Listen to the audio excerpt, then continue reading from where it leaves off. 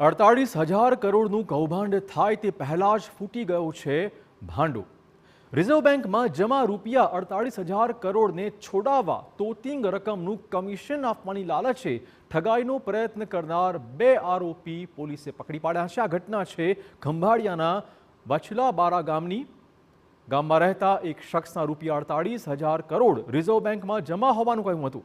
આ રૂપિયાને છોડાવવા માટે ભરવાના થતા ટેક્સમાં ફંડિંગ બદલ રૂપિયા રોકાણ કરવા 15% કમિશન ટેક્સ ભરવાનું કહી લાલચ આપી હતી।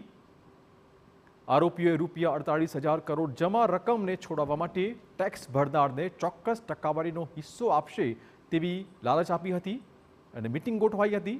આ મીટિંગ સાથે જે તે આસામી પાસેથી નાણાં મેળવવા માટેની તજવીજ ચાલતી હતી ત્યારે એસઓજી પોલીસે આ અંગે માહિતી મેળવતા જ આરોપી ઋતિરાજસિંહ સોઢા અને અન્ય એક આરોપી માધવ વ્યાસને પકડી પાડ્યા હતા।